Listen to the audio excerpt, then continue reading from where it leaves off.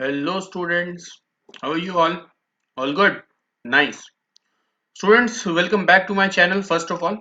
Second ये कि काफ़ी टाइम से मैं जो है वीडियो अपलोड नहीं कर रहा था पिछले कुछ 3-4 महीनों से because of some reason because of many reasons but अभी मैंने फिर से डिसाइड कर लिया है कि again I will start uploading video. फिर से एक नया लॉकडाउन लग चुका है, कंडीशन और ज़्यादा खराब हो चुकी है, तो अब मैं वापस से वीडियो अपलोड करना कंटिन्यू कर रहा हूँ और शायद इसको अब मैं कंटिन्यू ही रखने वाला हूँ।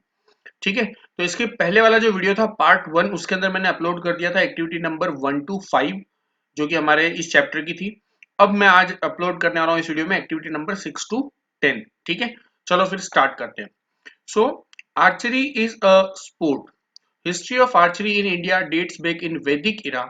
You are familiar with the mythological characters Eklavya. Given here is the beginning of his story. Read it.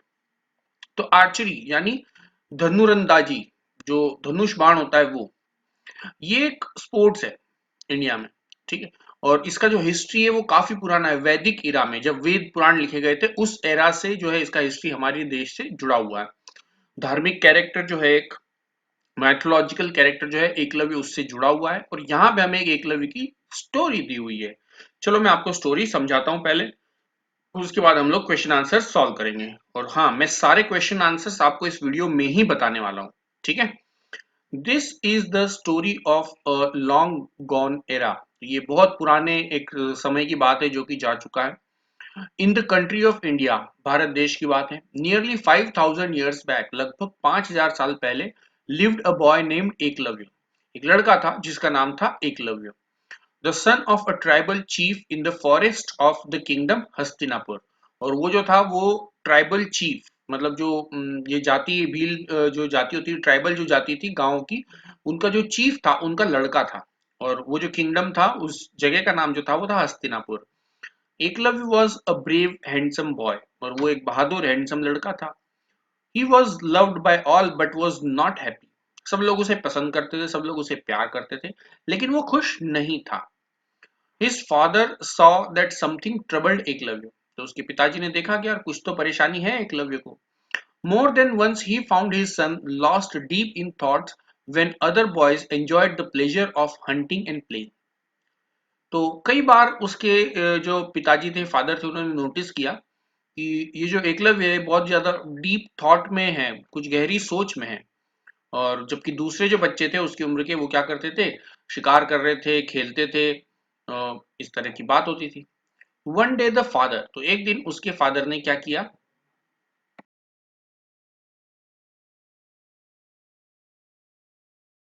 सो एक दिन उसके फादर ने क्या किया, उसको कहा हियर इज माय गुरु दक्षिणा द्रोणा, एकलव्य सेड। ये जो है मतलब स्टोरी बीच में से उसको कट करके यहाँ पे एंड दे दिया है। ठीक है, तो समझना यहाँ पे, हियर इज माय गुरु दक्षिणा द्रोणा, एकलव्य सेड।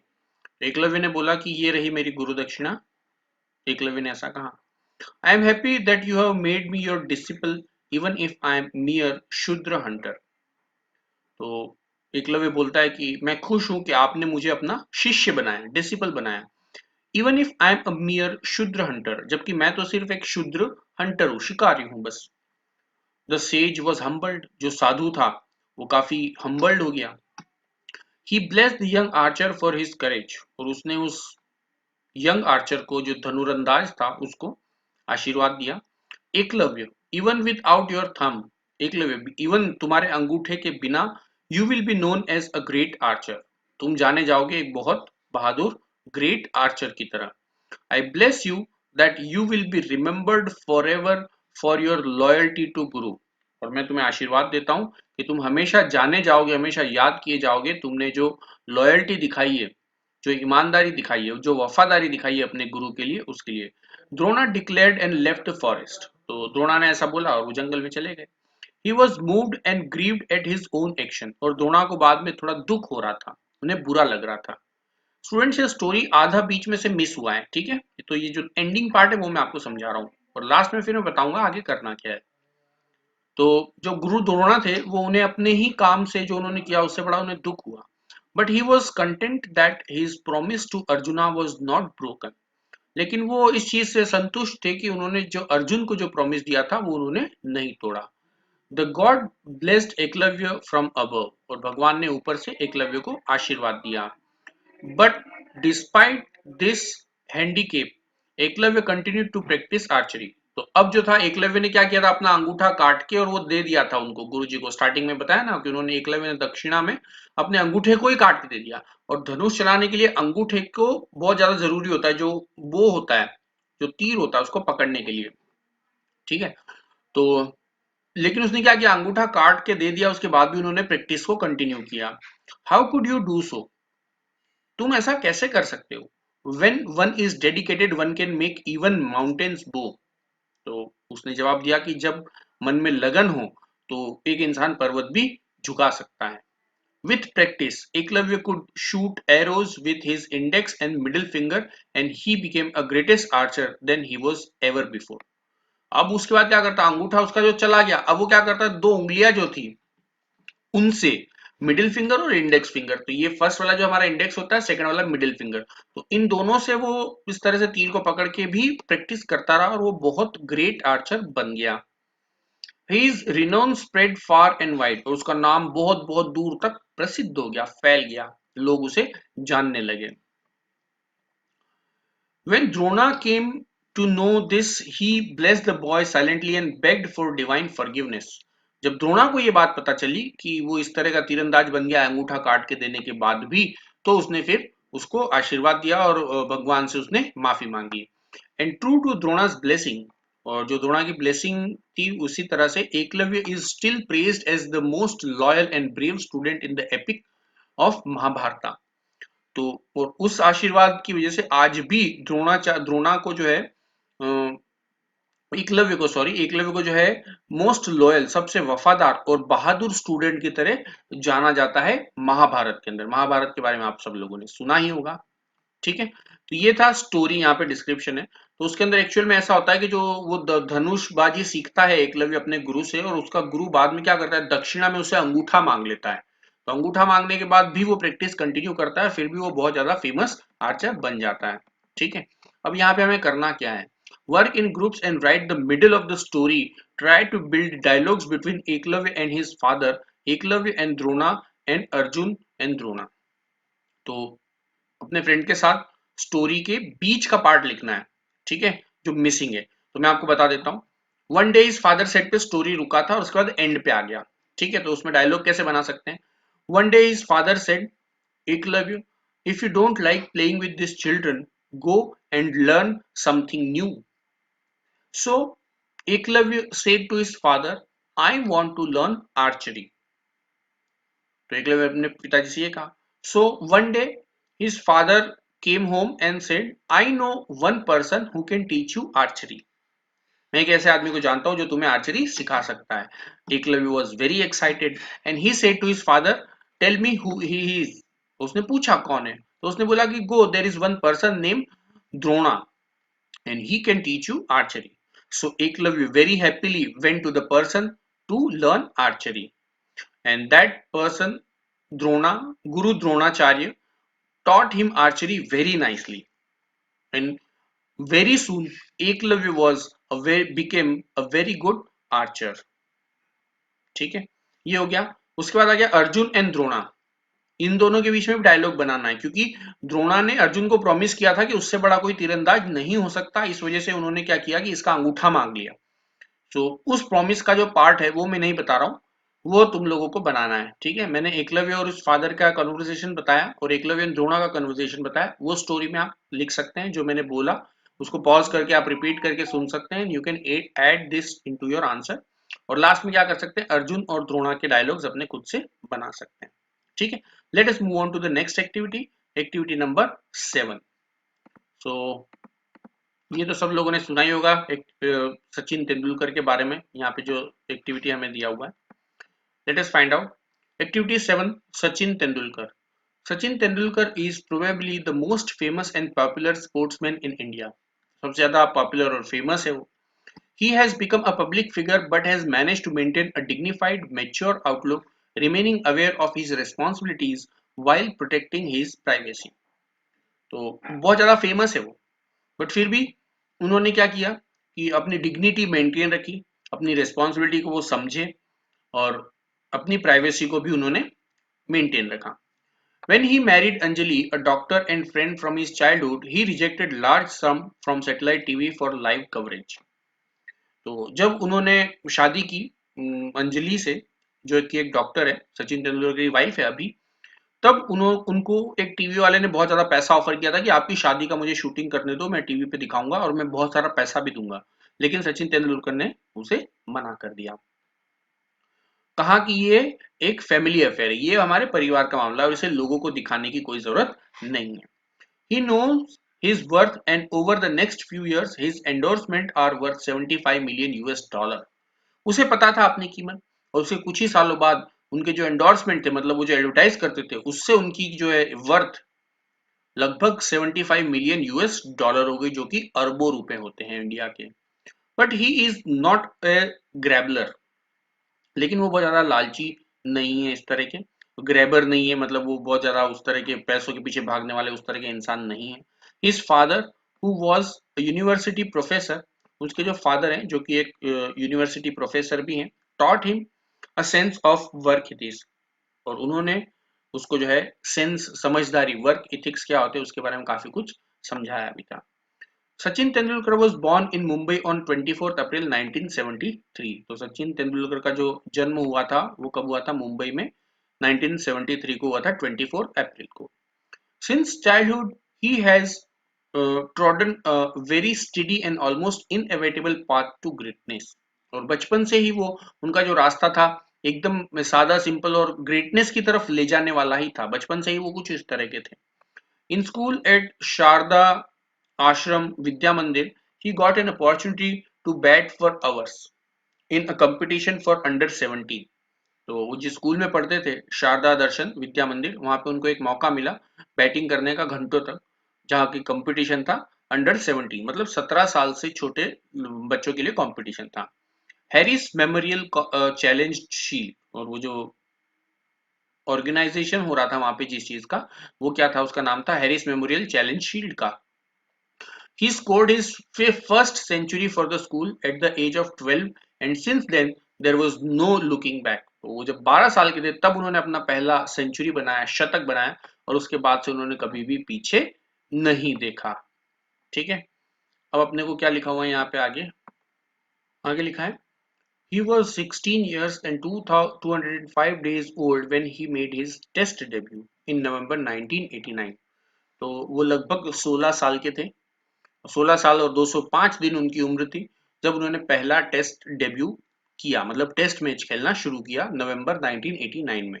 तो उस समय तो शायद आप लोग भी कोई भी नहीं पैदा हुए थे, और आपके पापा मम्मी जो है वो भी काफी कम एज में रहे होंगे। मैं ही 2 साल का था 1989 में, 1 या 2 साल का रहा होगा।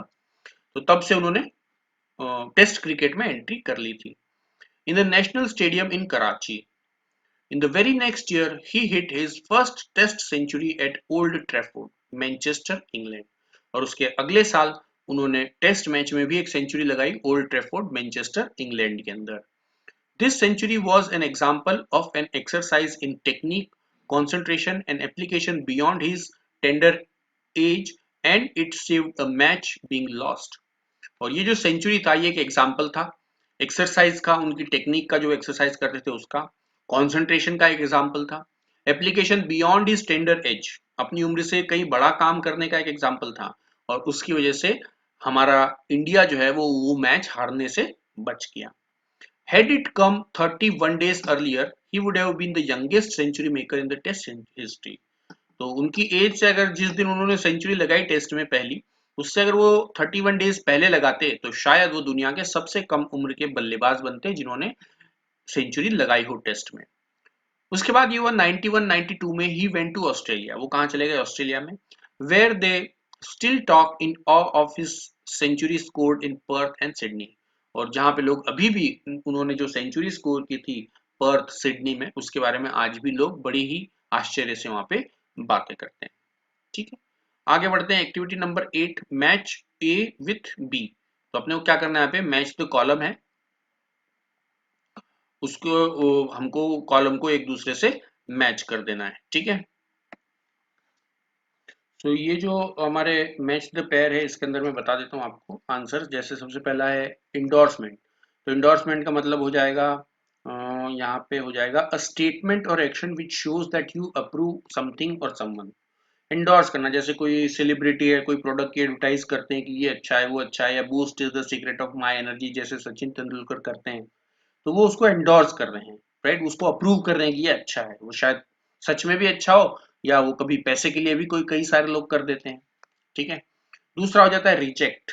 तो रिजेक्ट का हो जाएगा ये वाला, नॉट एक्सेप्ट अ प्रपोजल, ठीक है। तीसरा है डिग्निफाइड। तो डिग्निफाइड का होगा काम, इम्प्रेसिव एंड डिजर्विंग रेस्पेक्ट। ये इसका मैच द पेयर में आंसर होगा, ठीक है। फिर हमारे पास फीटेड।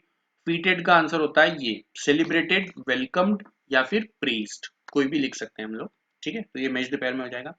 Work ethics. वर्क इथिक्स का मतलब होता है rules of behaviour in one's job. आप काम करते हो, उसमें किस तरह के रूल्स है, किस तरह के रेगुलेशन है, आप कैसे करते हो, दैट इज द आंसर, ठीक है। फिर हो जाएगा हमारे पास ट्रॉडन। ट्रॉडन का मतलब होता है वॉक, ठीक है। फिर हो जाता है पर्सपेक्टिव। पर्सपेक्टिव मतलब होता है a particular way of thinking about something. जैसे मैं किसी चीज के बारे में कुछ सोचता हूं तो वो मेरा पर्सपेक्टिव हुआ। आप उस चीज के बारे में कुछ अलग तरीके से सोच सकते हो, वो आपका पर्सपेक्टिव हुआ, ठीक है।